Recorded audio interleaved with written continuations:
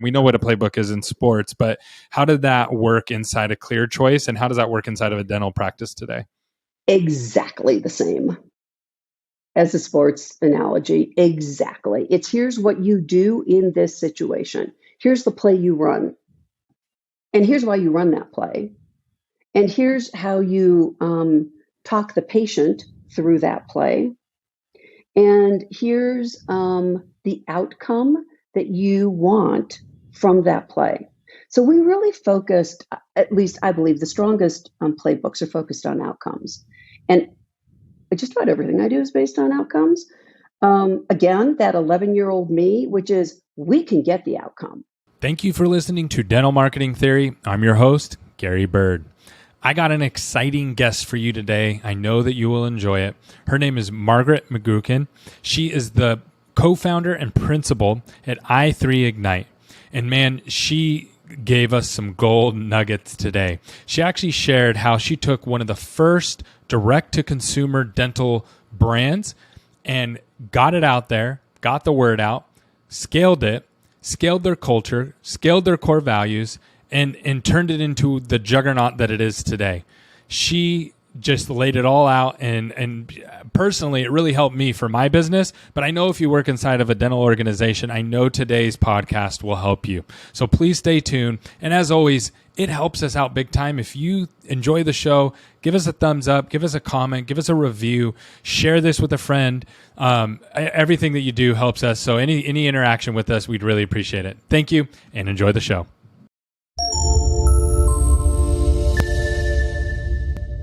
Hey, we're live. Good to see you. How have you been?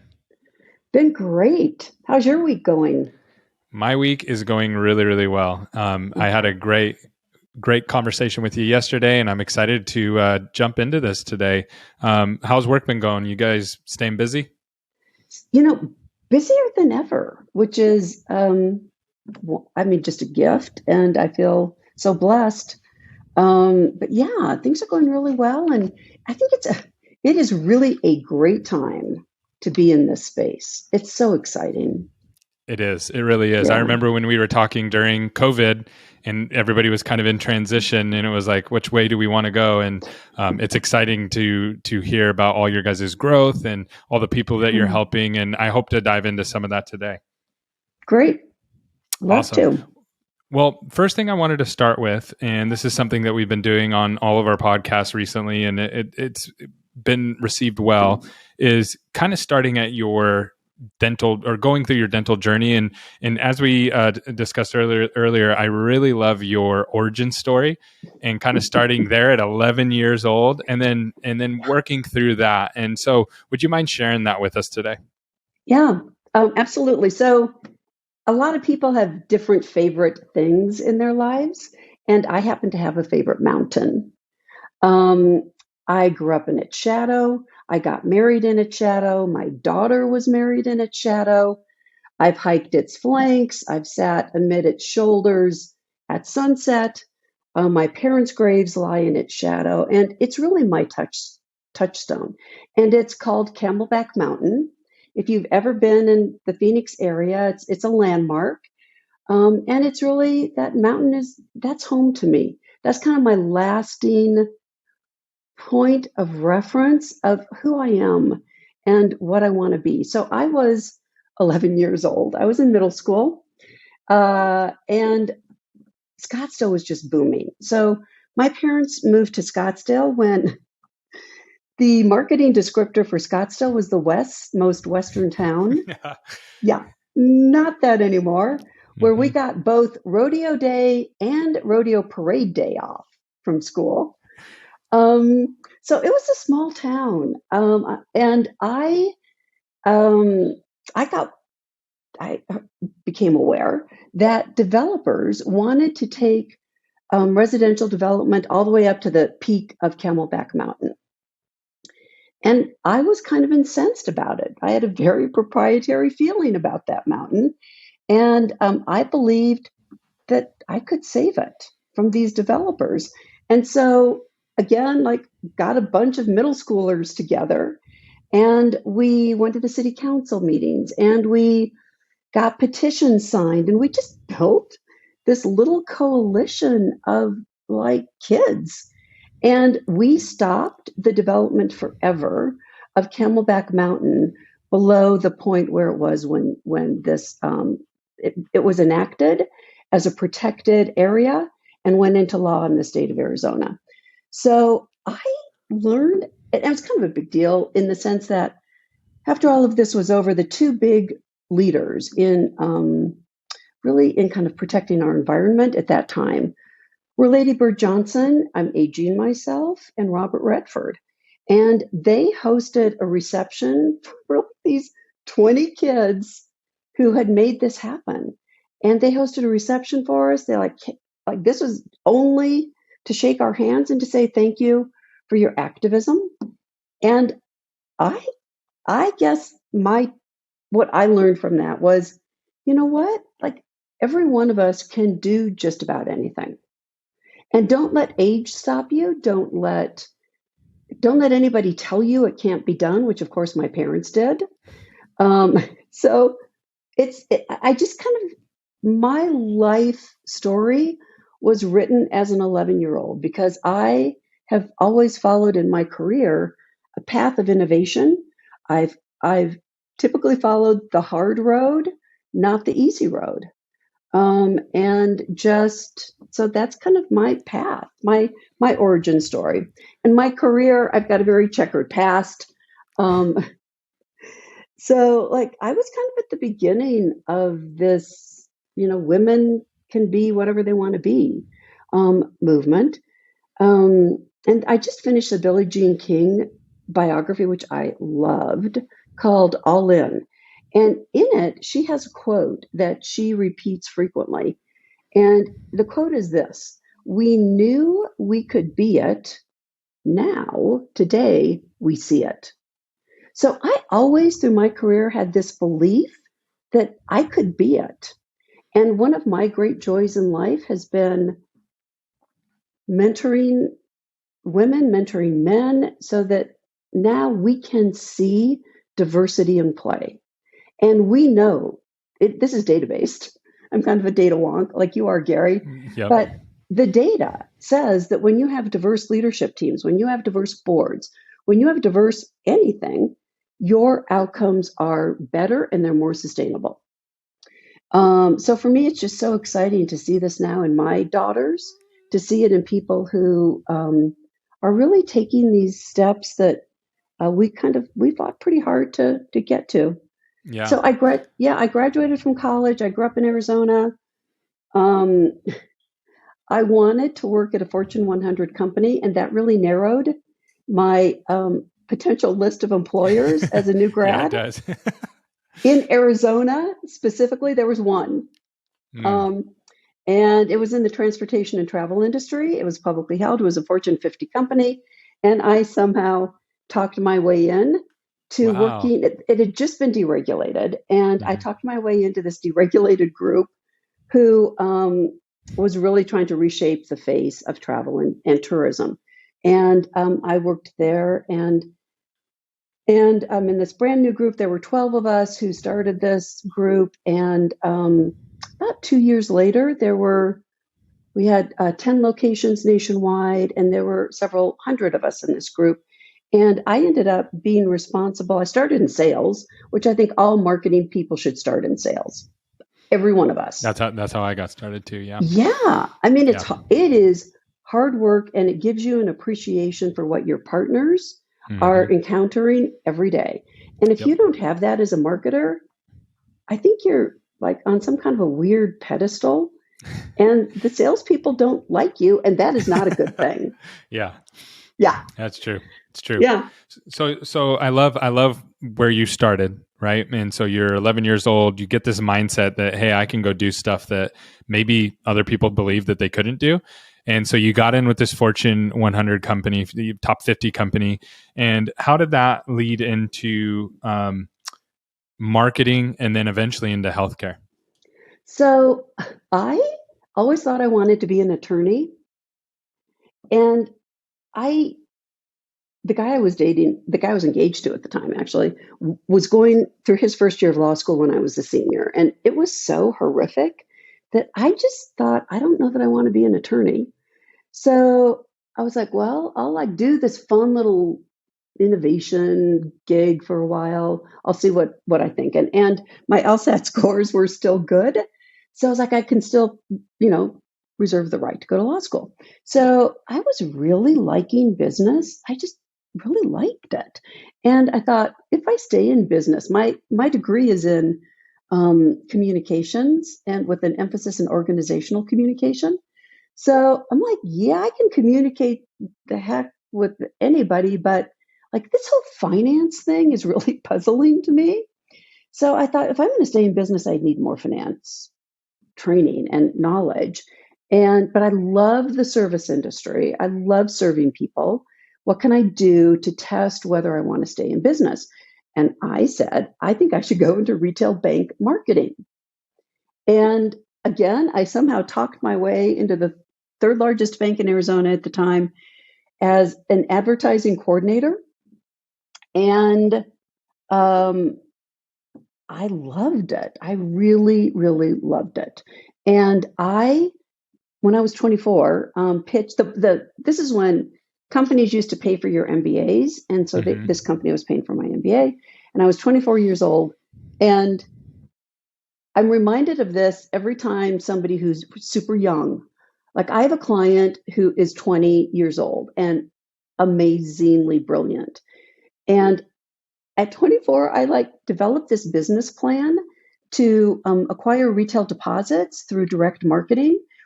If we did this, we would be the third bank in the country to do it. It was very innovative and pretty risky. And I pitched this business plan up the chain, and I got to the chairman's office, and I did this big pitch. And he looks at me and he goes, "Who are you again? Like, what's your name?" Like, oh, this was excellent because it really is teaching me that, like, really the basics are about relationships. Mm-hmm. Yep. And if the chairman doesn't know my name, like I don't have a relationship with him. This is not a good thing when you're pitching. So anyway, he said, so you can have half the money you're requesting and whatever you can beg, borrow, and steal. And so I started this group that was very successful. I ended up being the head of retail bank marketing when I was like 28, and loved it. I was there a decade.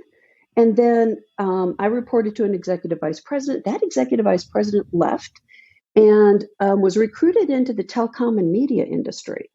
And so she said, "Hey, Margaret, I would really like you to come along and develop the strategy for the deregulated group of this $20 billion company. Would you do that?" And I'm like, "I like strategy, sure." So that's how I got into telecom and media. And then I was there a decade and did a ton. We just did such innovative, fabulous work there and tremendous scaling work. And the guy who I reported to, who was head of our division, turned out to be one of the co-founders of ClearChoice, which is how I got to ClearChoice. So my career is checkered with former bosses leaving and saying, "Come with me into this new industry." I'd be like, "Okay." So walk me through that. So you moved from telecom, and then that's how you jumped into dental, is just by knowing people. And like you said, you realized really early on, it was all about relationships. So obviously you started to build those relationships to where, hey, we want Margaret to come with us, come help us over here. So what was your initial, what did they bring you in to dental to do? What did ClearChoice ask you to do when you first moved over there? So I had been chief marketing officer. I have this weird pattern of loving both marketing and operations and seem to be able to kind of do both all right. So I was chief marketing officer for a direct consumer healthcare company for 4.5 years down in Texas. And then my former boss called me and ClearChoice was operating out of an open bay ortho office in West Denver. And its revenue was not quite $1 million. And the person who was the contact center was sitting in a high chair at a bar table in front of the refrigerator in the kitchen and taking calls. And I mean, this was like a true startup. This was like nothing, there was nothing except they had validated demand, which was huge. Yeah. So so, you know, Steve said to me, hey, you know how to scale better than anybody I know, including all my former McKinsey buddies. Would you come figure out how to scale us? And I said, sure, I'd love to work with you again. So that's what I did. And we were still in that same location. We had not opened the flagship yet. They had just signed the lease on the flagship. So I had to get everything in place, the ideal staffing. I had to get the staffing model in place. I had to get the facility model in place. I had to get the operational model in place. I had to get the patient conversion process in place. I had to design and document and be ready to train. All easy stuff, right? You should be able to get that done in a weekend. 10 minutes. Yeah. That is like, that's just hearing it is like, whoa. So they brought you in to tackle that. Yep. And then kind of walk me through the process of as you're scaling. How fast was it? What did that feel like as you went through it? I love speed. I love fast cars. In my youth, dated a guy for a year, really because he let me drive his Ferrari. Like, I love fast cars. I drove a 1964 and a half restored Mustang convertible until I had a child, and those cars weren't made for car seats. And I may have taken a corner a little fast with our daughter in her car seat in the back seat. Top was down, and her chair, like her seat, toppled. And I was like, A, I need to slow down. B, oh my God, I want to buy the safest car out there. I worked too hard to have this child. So then went to a Volvo station wagon. But I love speed. I love speed in all of its forms. And so we just said, we are going to make this a success. And we are going to go from this one proof of concept location into the flagship. And they already had contracts with four other actually practices at that point to open centers for them. And we are going to meet those commitments, which meant we had to be able to scale this to 4 more locations in less than 12 months. And those locations were not contiguous with Denver, which is where the flagship is. They were in Austin, they were in Chicago, they were in Phoenix. Wow. So we just, I love scaling. I love to do it. It's what I do. So we just did it. And we had no money. And about 6 months in, Steve came to me and said, hey, Margaret, did I forget to tell you something? I'm like, I don't know what. He said, well, the Great Recession does not seem to be going away. And we cannot get anybody to loan us money. This is a pioneering concept. Is this what, 2009? Yeah. No capital in the space. Nothing. I remember. Yep. And he's like, so we've just got to fund our growth. And I said, so tell me, he was a former CFO. That was his path. And I said, so tell me exactly what that means in terms of free cash flow, Steve. And he told me, and I said, so we have to have every location cash flow break even by month 4, preferably month 3. Is that what you're telling me? And he said, love the way you do the math. That's it exactly. So we created this fast start program, which is we were able to get, at one point we were opening a location every 8 weeks. Actually, for a year and a half, we did that. And we were cash flow break even in 4 months typically. So that's, but by that time we could get loans and, people recognized that it was a viable model. But it was really, really tough in those early days. We didn't have any money for me to hire people hardly. So, we all just rolled up our sleeves. Tell me about this, Margaret, too. Something that really fascinates me just from my perspective. So you're coming in and you're helping with all these operational type things. But the other part that we just left out is that this was a direct to consumer model. And correct me if I'm wrong, but I don't think anybody really did it that way at that time, like on a mass scale. Correct. But I had direct, I did direct consumer marketing in banking. I did direct consumer marketing in telecom and media, and I did direct consumer marketing for this healthcare company. So that I was chief marketing officer for. So I Got could it. contribute. So it was natural, even though there was nobody else in the space. You didn't look at it that way. You were just like, No, this is how it's supposed to be done. this is innovative, and I follow innovation. I love innovation. I create innovation. I love innovation. I'm like, oh, totally, we can do this. I've done this in 3 industries now. We can do this.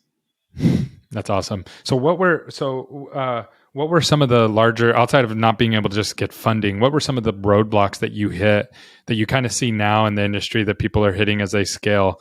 What were some of those that you bumped into along your way? So many. So the first is, how do you scale culture? And I know that's a hot topic in the industry. Yeah. So when we were acquired by a large private equity firm, and this private equity firm had only one other healthcare holding, they were, they took Restoration Hardware public. They took large concept restaurant companies public. They were in the direct consumer space. They were in the service delivery space. So, of course, typical due diligence process, lots of stuff on the financials. But then they always have their marketing company partner come in and do an assessment of the Net Promoter Score. And what they said was, we know you can scale because you've been able to scale the hardest part, which in a service-based industry is you can scale culture because your Net Promoter Score is higher than almost anybody's we've ever seen. So how did you do that? Consistent. Like, right. If someone came to you right now and said, hey, I'm at 10 locations, I'm trying to go to 50. How did you practically, what were the things that you did to get that Net Promoter Score to where you needed it to be? Playbook and operating principles. I mean, if I had to just name 2 things, it'd be playbook and operating principles. And operating principles are different than mission, vision, values. Operating principles are really, how do we work together to make this happen? And we only have 3 at ClearChoice. Amazon has 14. But how we work together becomes your culture. And you inspire people with your mission and vision and values, but people don't know what to do that without operating principles. So we were very clear. And what were the 3? Do you remember the 3 that you guys had? I know I'm putting you on the spot. I've got them, but so the first one, and let me just tell you the first one.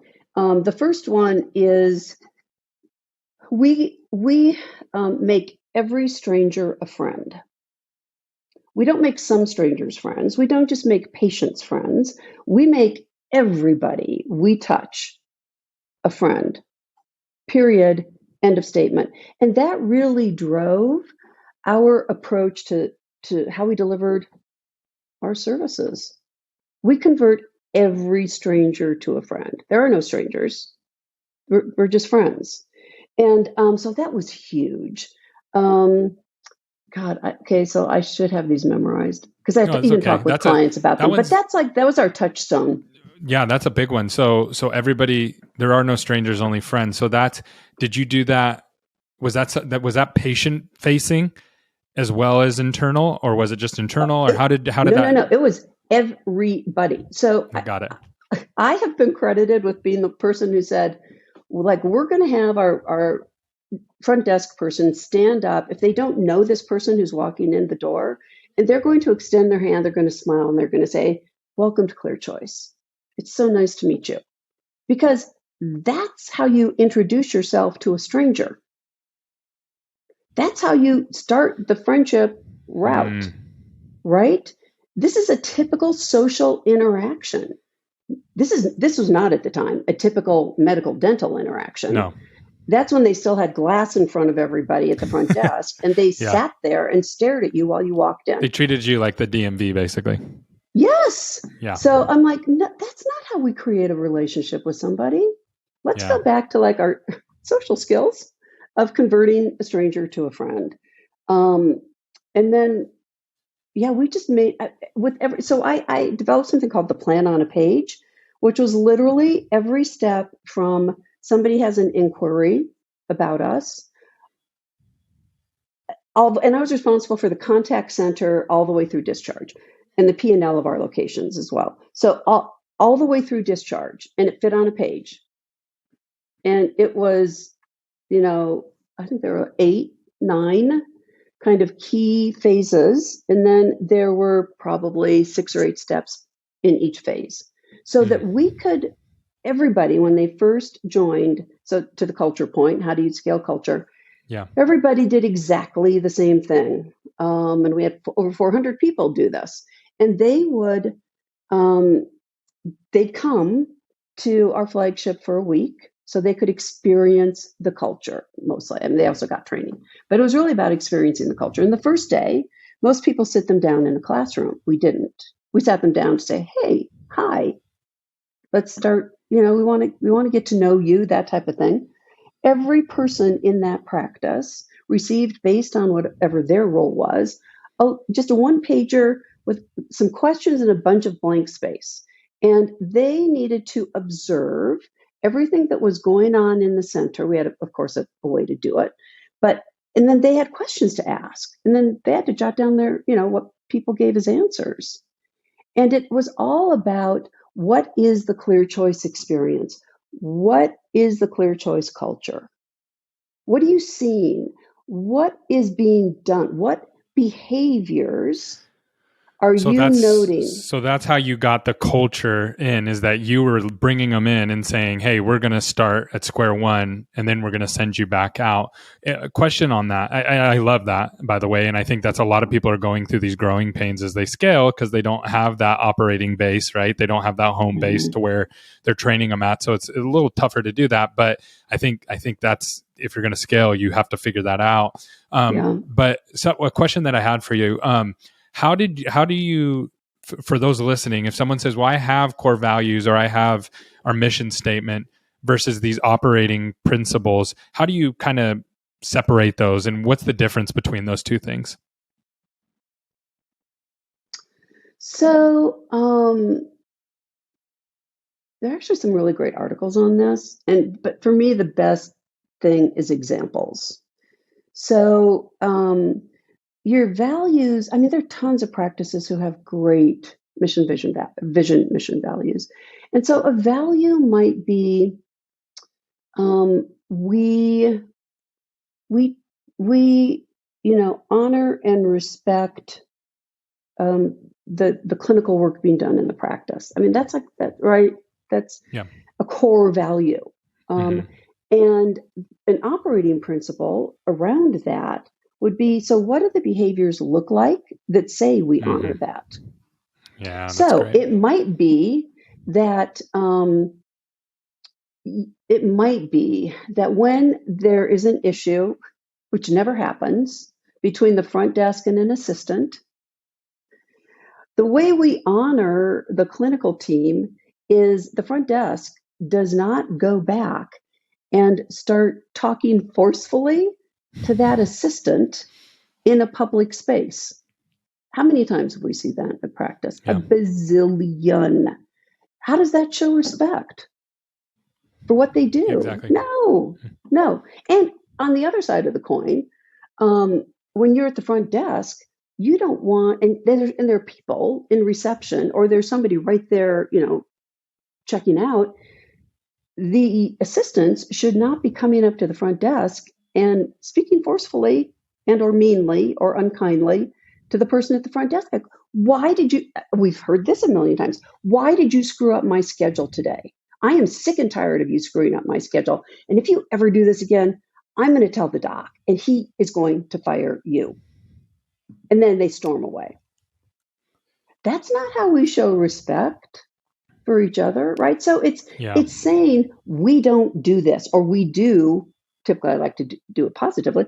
Here's what we do when we have a problem. Yeah, I love that. And so, and then so you said there was two things that really set you guys apart. So you had these operating principles, and I love the way you just framed that. The operating principles are things that or actions that reinforce the values and how the values are going to look living out every day. And then you said there was a second thing. There was a playbook. Could you just break that down for people? Maybe somebody out there goes, well, what's a playbook? How does that work? And we know what a playbook is in sports, but how did that work inside a Clear Choice? And how does that work inside of a dental practice today? Exactly the same as a sports analogy. Exactly. It's here's what you do in this situation. Here's the play you run. And here's why you run that play. And here's how you talk the patient through that play. And here's the outcome that you want from that play. So we really focused, at least I believe the strongest playbooks are focused on outcomes. And just about everything I do is based on outcomes. Again, that 11-year-old me, which is we can get the outcome. We just have to be clear about what outcomes we want, which is why I love data, because they tell you if you're getting to your outcomes, including Net Promoter Score and a team-based an employee promoter score, which is super important these days, right?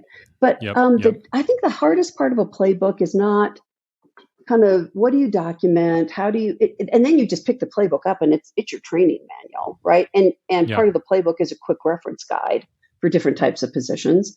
And part of the playbook is competency testing. So you can just pick that up. It's a twofer. That's your whole training manual.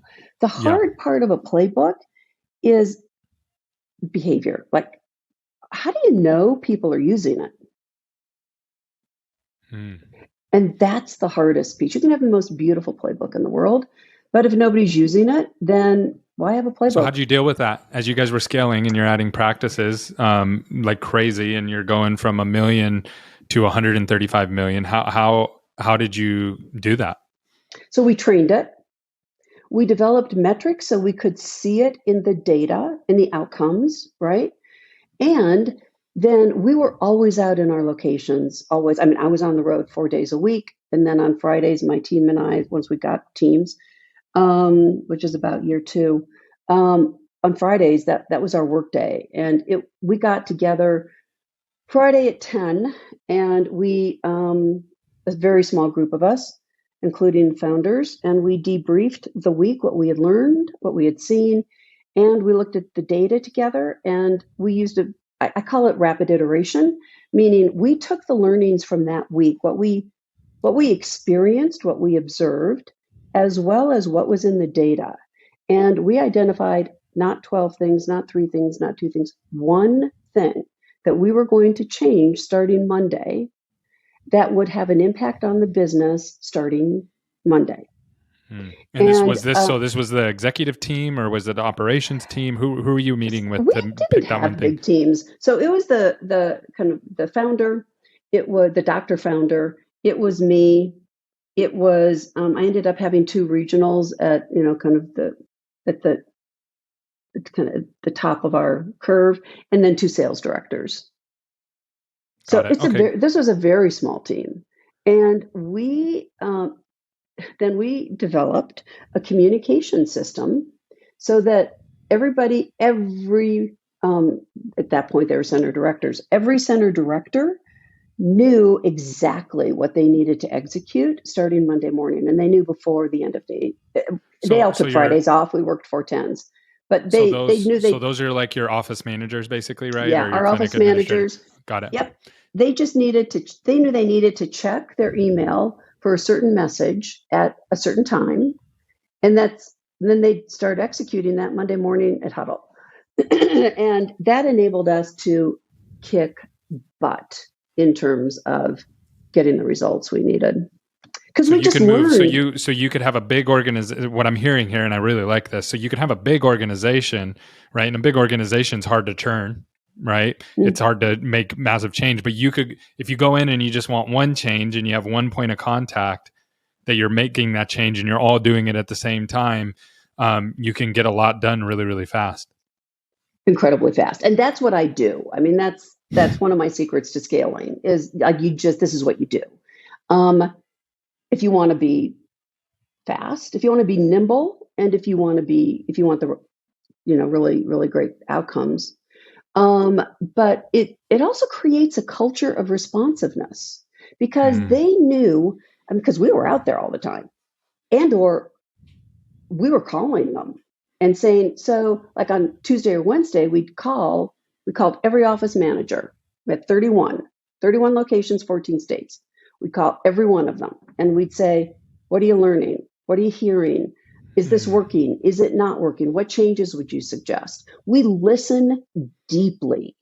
And we use that input then again on Friday to I say, love that. what worked about last week? What didn't work? What are we going to do this week?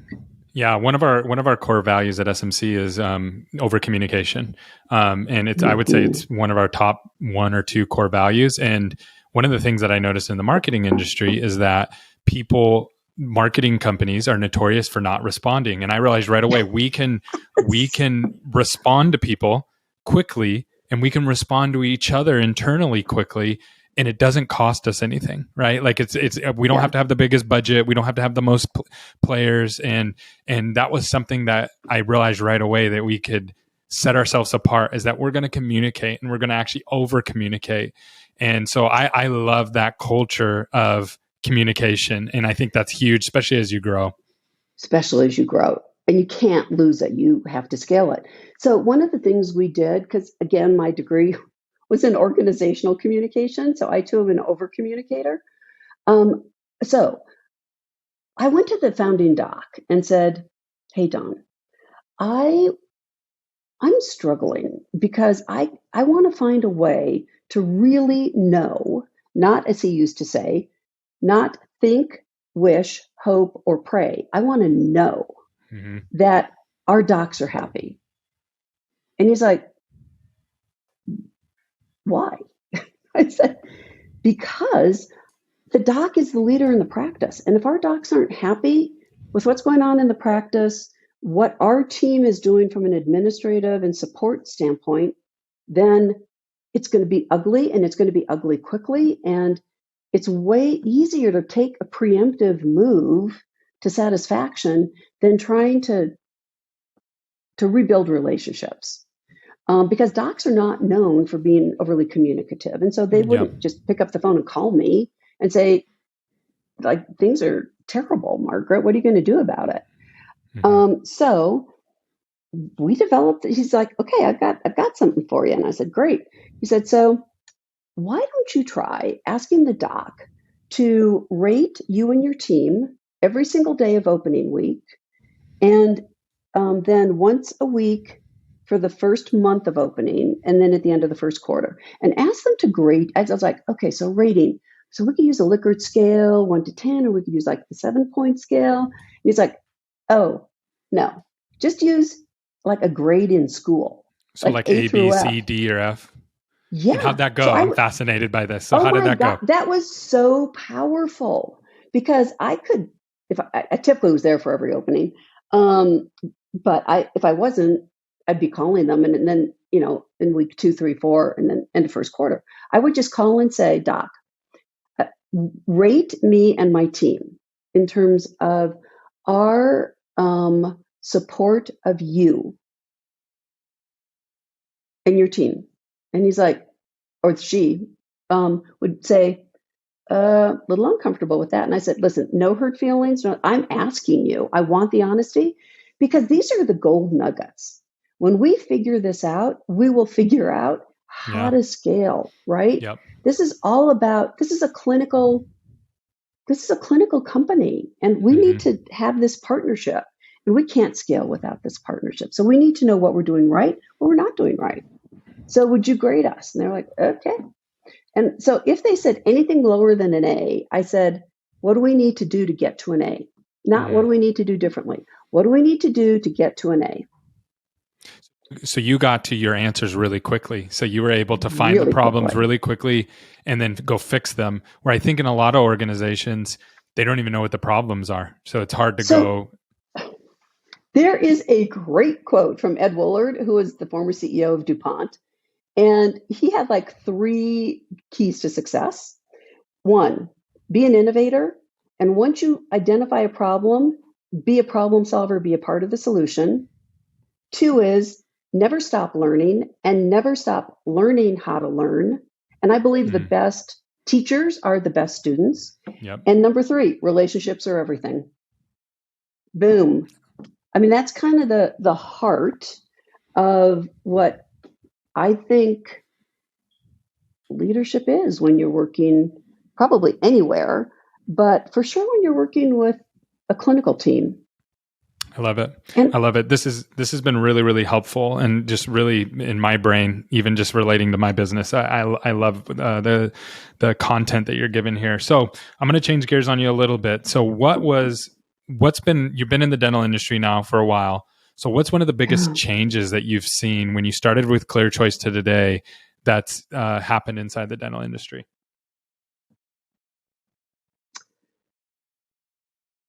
huh. I think there are more and more women in positions of leadership. I typically was the only woman on the executive team. And to some extent, I really think that drove my kind of no nonsense approach. Um, or some people have said to me, some docs have said to me, somehow you can yell at me and I am all in. You're just very straightforward. And I'm like, okay, I think that's a good thing. I'm also very data based because I had to bring data to be believed, frankly. There was no innate belief in me and my leadership skill. So I So when had to bring you data. started in the industry, you were the only female on your team, or was it what was Oh, it yeah. like when Oh, you my got God. started? Yeah. I mean, I hired some on my team, but I never saw, I rarely, okay. So in the early days of Clear Choice, I was like, we need to be hiring. Now, I was doing doctor recruiting and hiring just because you have to do everything. So I was doing doctor recruiting and hiring, and I really was going after female docs. And I was questioned about that. Like, this is like kind of a new phenomenon. We're not sure what they'll be like as a leader in the practice. And I was like, give me a break. Would you agree that we could try it with 2 people and we'll monitor outcomes and then we'll go from there? I mean, that's hard to say no to. Yeah. So they're like, yeah, I mean, they are just as successful as any other gender out there, right? Mm-hmm. So it's been wonderful, I think, to see. I just don't think we have enough voices of diversity in the Mm-hmm. industry yet. Whether it's female, whether it's different genders, whether it's different ethnicities, it doesn't matter. We don't have enough diversity in dental, I don't think. Mm-hmm, mm-hmm. And so that's been one of the bigger changes that you've seen since you've started, is that that started to change and people are moving in the right direction on that. And obviously, to your point, that needs to continue to happen. What's been some of the biggest challenges that you've seen that dental practices are facing right now with their scalability? So I first want to give a plug to WIN DSO, Women in DSO, Yes. and Amon and that whole board. And I just so support the work that they're doing. So that's number 1. Okay. I Challenges in haven't got to dental. meet her. I haven't got to meet her yet, but I've heard great things. Yeah, she's killer. She's killer. And I love her approach, which is this kind of we want long-term transformation. And so we want to partner with everybody to get long-term transformation. This isn't a short game. This is a long game. Hmm. And we're in it for the long game. And I love that about what she's doing. Okay, so challenges in dental. Okay. I don't know if this is a good thing or a bad thing, but everybody wants to be a DSO, and we all know all the reasons why, right? And the trends and everything else, and I'm 100% supportive of that. But I think we've got a real issue in terms of how do we differentiate ourselves as DSOs. I think we need more creativity. I think we need more diversity. But we've got to figure out like what makes our DSO different? What makes it different from a kind of a market in standpoint, meaning a prospective patient and patient in standpoint? What makes it different? How do we position ourselves in a market? Which is your world, Gary? Yeah. We need Yeah. we need more of you in our world. Yeah, so I appreciate that. So I definitely see that, right? So we'll work with different DSOs, and they'll say, "Yeah, we're a DSO. We're structured this way." And then when we come in and try to support marketing and come in and work with them, we'll realize really quickly, "Whoa, you're not structured like everybody else. You're structured much differently." And the longer we do this, the more we realize everybody's structured in different ways, and I don't know if there's a right way and a wrong way, right? I just think that everybody has a different flavor. To your point, what are your thoughts around the right way? Do you have strong opinions one way or another from an operation standpoint, or? So here's kind of yes, kind of no. So I think about it on a continuum. And I don't think there's a right answer. I think it's what do you as a visionary doc, or what do you as a visionary capital partner, or what do you as a visionary DSO leader? Where do you want to be on the continuum? And then once you pick your spot, what exactly differentiates you? So I think of the continuum going from kind of a a kind of an owner model, right? Mm-hmm. Where the DSO is the majority owner and they deliver all the support services. And I mean, they're like, So that would what, be 30? like an Aspen, is that right? Yep, Okay. exactly. And a clear choice, because Okay. clear Yep. choice always owns the majority interest in a practice. And the docs own a combined minority. Got And it. it's only a 1% difference. And Yeah. it's hardly ever that push comes to shove and the DSO needs to say, oh, doc, we need No, to, but it's just pull it's the just it's just card. stated up front who's in charge, right? Like Right. that's okay. So that's Yeah. one end of the spectrum, and then what's the Yep. opposite end of the So spectrum? the opposite end is what I call, what do I call, like partner, more of a partner and services basis. So you can select any services that DSO offers. And so let's say they offer marketing services. You can elect to buy marketing services from the DSO or not. You may say, you know what, our focus is, in terms of why we wanted to be a part of this DSO, is we want IT support, we want accounting support, we want finance support, and like we're willing to pay for that, but that's it. We don't want all this other stuff. Mm-hmm. And so that's kind of the, you decide, practice what you want to buy from us. The ownership model, if you think about revenue, operating expenses, and profit, the ownership model tends to generate more revenue for the DSO.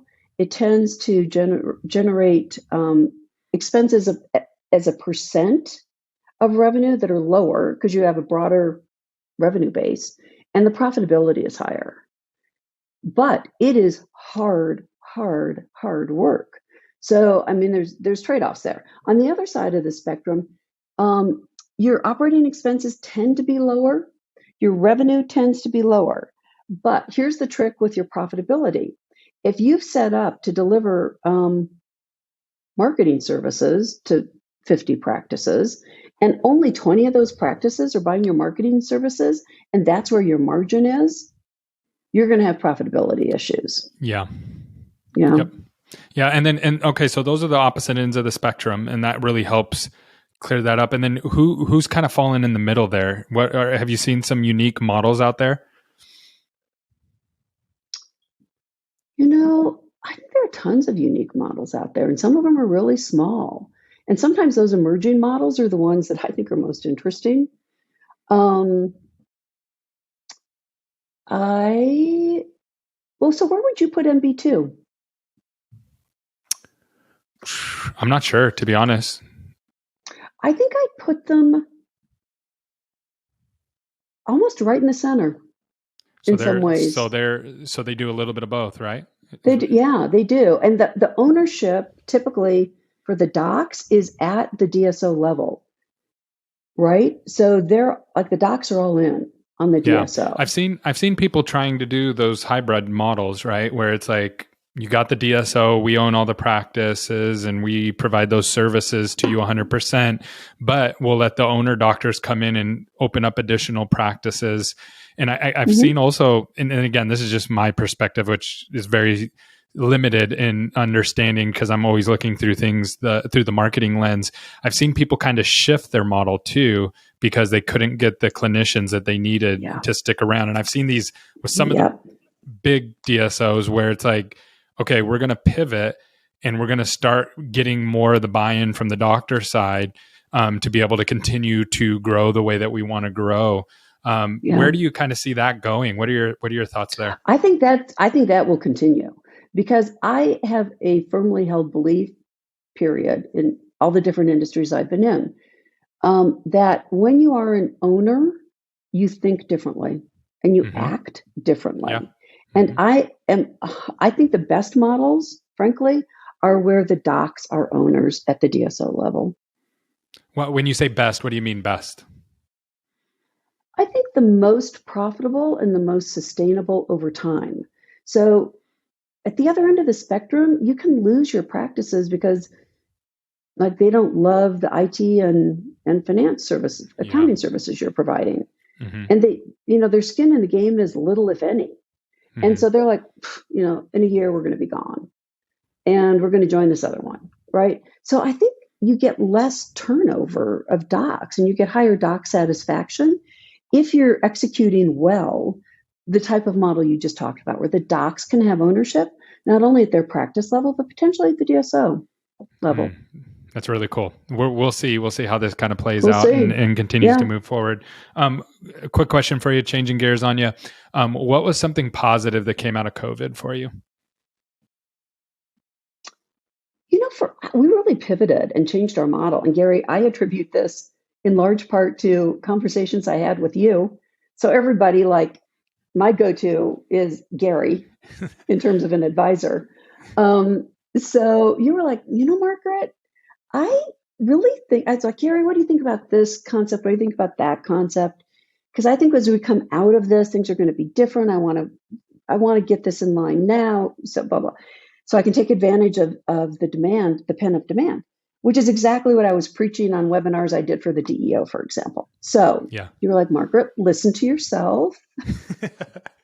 Listen to what you're saying. And you said, I really think you should think about a fractional COO model.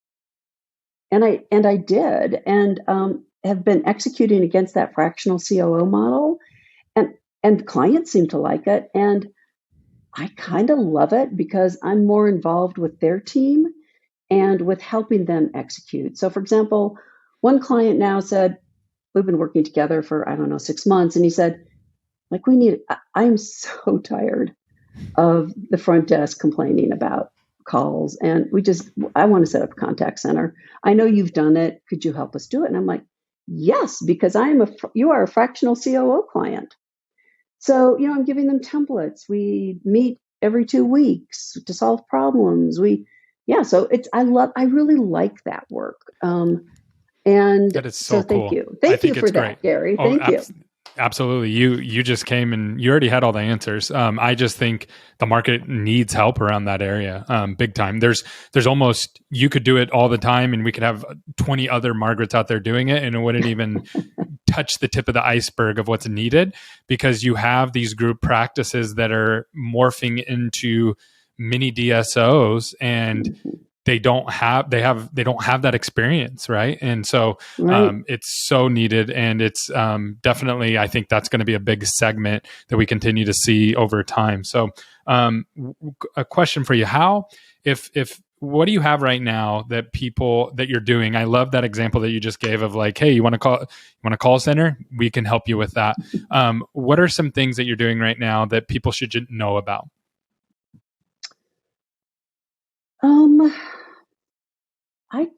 So a couple things. One, on the fractional COO side, we're doing some really interesting things. We've had a client that I didn't know I was doing this work, but I was doing the fractional COO work. After our conversation, I'm like, oh, hold on here.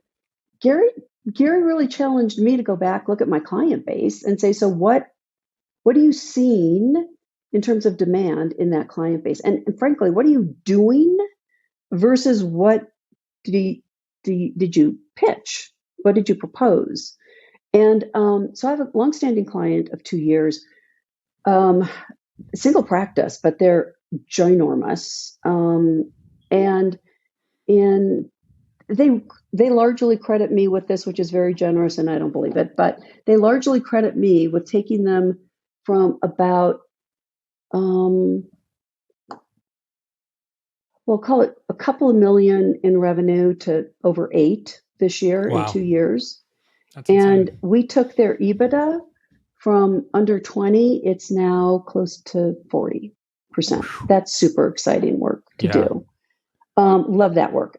Another client, he's, again, a fractional COO client. I've been working with him for about 8 months now. And he is super successful, a real opinion leader in the GP space, has a ginormous practice.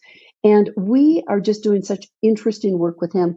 I was with Dee Fisher. I was on an emerging operations and best practices for an emerging DSOs at the DICOMA conference. And one of the key issues in this industry right now is capacity and utilization, or butts in dental chairs. And we've done work on that. We've been working on that for 90 days now. And we have increased his capacity by 20%. We've not added a person. We've not added a chair. Yay. That's super so exciting work to do. That is really cool. And he kept saying to me, Margaret, I kept saying, I think there's more capacity that you aren't utilizing. He's like, I don't believe it. I'm one of the best operators, and he is, in the country. Ginormous practice, over 20 chairs.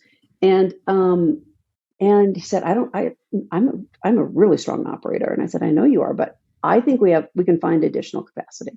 So that was really exciting. I think another one is a practice who actually has been a client, I guess, just about a year now.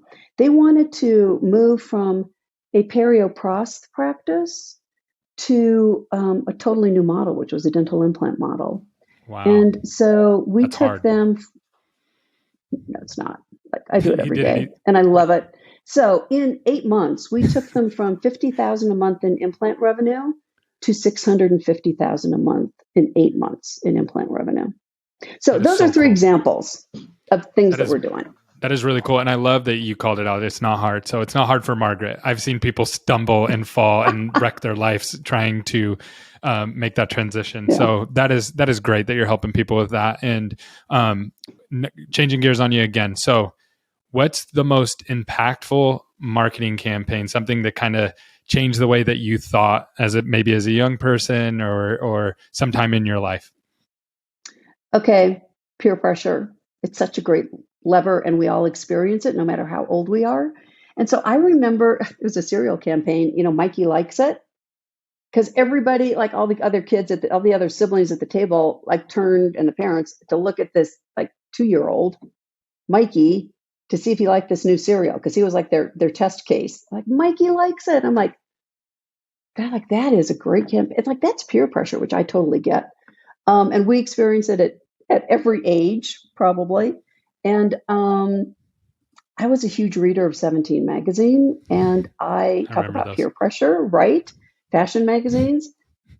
Loved every single ad in there, wanted to be those people. Yeah. The Mikey's one's good. The cereal industry has done a fantastic job of marketing themselves. They've convinced kids and moms that you should eat this dye and this sugar every single morning to start off your day, because it's so important. If you look at that and really think about that, it's just like, wow, it's marketing. Yes, it's marketing. I mean, yes, totally. So what's your favorite? Mine, thanks for asking. So mine is Nike. So the Nike commercials when I was a kid, I would do just about anything to go get my hands on $200 to get these shoes. And I not only did it mentally, I thought it would like raise my social status, right? Because I got these shoes, but also I believe that they made me jump higher, run faster, and compete at a whole nother level. and I really believe that. Like there was no arguing it, and they probably did because I believed it so much, right? So, but those were, Yeah. when I was a kid, those were the commercials that probably had the biggest impact on me as a young person.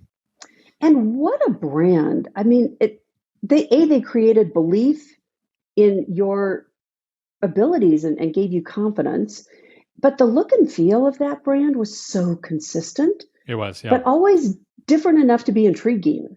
yeah, So they and just did an amazing job. they took huge risks, right? Like they went out of their way, and at the beginning, Jordan obviously was probably the biggest of them, and just what he asked for and what they gave him is it was a huge risk at the time, just like what you did with Clear Choice, right? Like it was like, hey, we're going to do this totally radical different thing, and it just makes sense to me, and that's what Nike did, and it paid off huge. So I love all that stuff. I love the business side of Nike and what they've been able to do and how they marketed.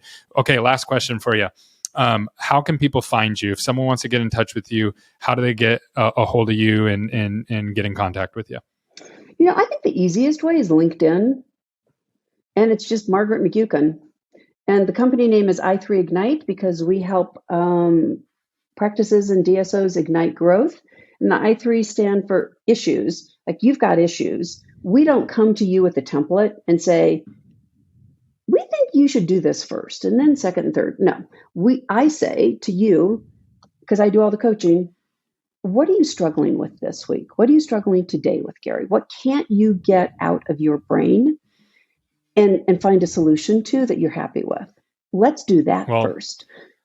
I'll say this, Yes. Margaret, you're really easy to speak to. So if you guys have questions, reach out to Margaret. She'll talk to you, and she's really easy to talk to, and she gets right to the point really, really quickly and has tons of answers. I learn so much every time I speak with her. So thank you so much for coming on today, Margaret. I really appreciate it, and I can't wait to get this out to everybody to hear.